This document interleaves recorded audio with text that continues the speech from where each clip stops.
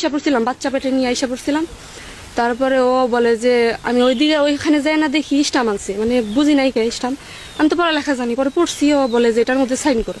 শ্বশুর আমাকে এক জায়গায় ঘরের এক কোনায় নিয়ে গেছে যে এটা সাইন করবা নাকি আমার সাথে।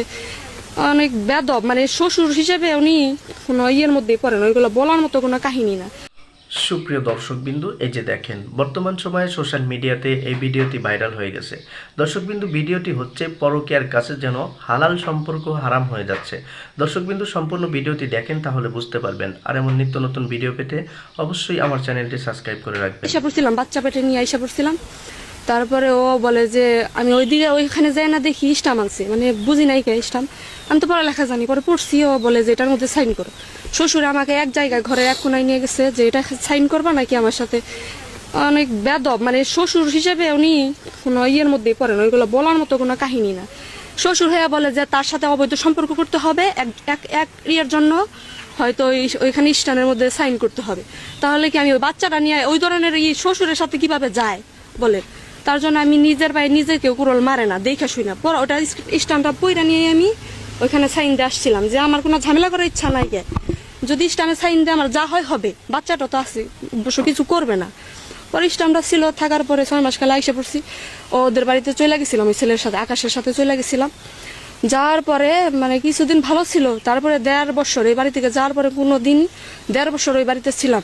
বাচ্চা তখন 13 মাস বয়স ছিল। মানে 13 মাসে আমাদের বাড়িতে কারোর সাথে যোগাযোগ করতে দেয় নাই, কোনোভাবে যোগাযোগ করতে দেয় নাই। আগে মারধর যত যা আছে সব করছে। ও তো নেশা করে, মানে নেশা করে টাকা চাবে, যখন টাকা দিতে পারবো তখন আমার সাথে ভালো ব্যবহার করে, যখন টাকা দিতে পারি না তখন আমার সাথে ওইরকম পুরার দাগ টাকা আমার সব জায়গায় আছে, অঙ্গ প্রত্যঙ্গ, ওইগুলো তো আমি দেখাইতে পারবো না এখন স্যার। কিন্তু এই যে এখানে আছে, এখানে ওর নাম লেখছাল যাতে আমি দ্বিতীয়বার বিবাহ না করতে পারি পলে এসে, এখানে পুইরা বিড়ির আগুনদার নাম লেখে এন্দাপুরে থোড়া দেয়া, যেইখান দেয় না সেইখান দেয় পুরছে, সব দাগ আছে, রিপোর্ট আমাদের কাছে আছে। আচ্ছা, ওইগুলা বাদ দিলাম।